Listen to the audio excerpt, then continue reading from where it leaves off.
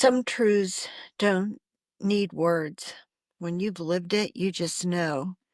You see someone, you glance at a door, and they flinch. You understand. You hear a pause before they say their ex's name, and you understand. This is the language of survivors.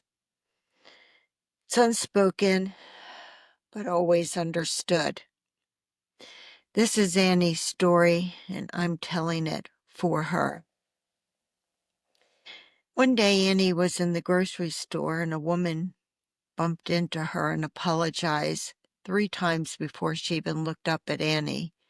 Their eyes met for about a half a second. Annie smiled gently. The woman smiled back, but just barely. Nothing was said. But Annie, she recognized it.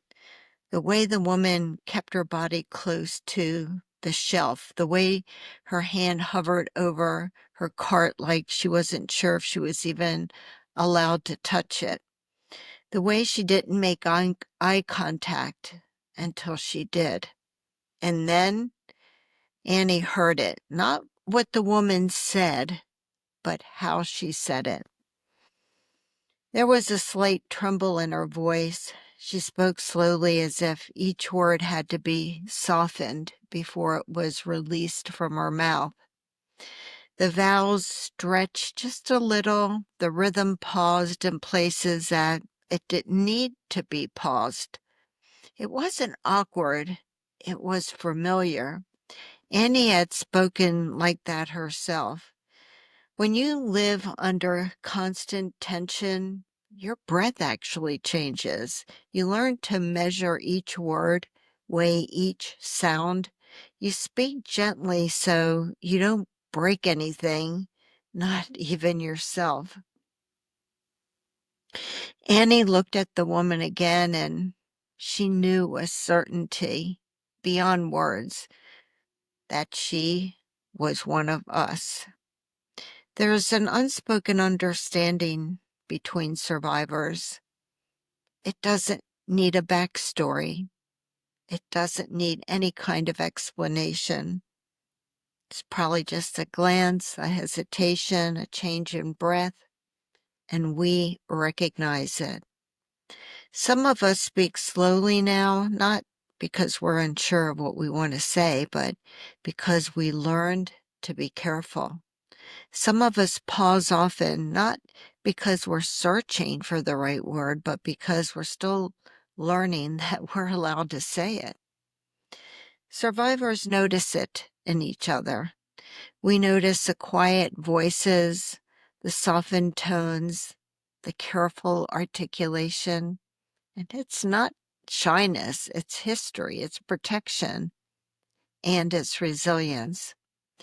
The world may not always see it, but those of us who've lived it, we hear it instantly. This one's for the survivor who didn't say much in the support group, but never missed a session.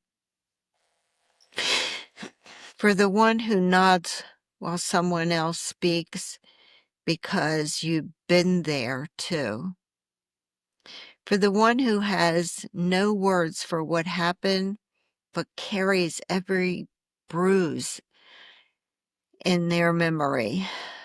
This one's for the voice that learned to whisper, the breath that learned to wait, and the heart that learned to speak in silence. This one's for the one who meets eyes in a waiting room, and then they just know. For the ones who say, I'm okay, but they aren't. For the ones who understand the story without the details, there's a language between us. It's soft, it's sacred, and it says, you don't have to say a word. I believe you. I'm Kyle Hackley, attorney, author of Undercurrent, and the host of the Are You Annie podcast. Well, Annie is a character in my book. Her story is true, and the pain behind it, the way it lives in our posture, our voices, our breath, that's true. It's on account of Annie that I feel like I know you.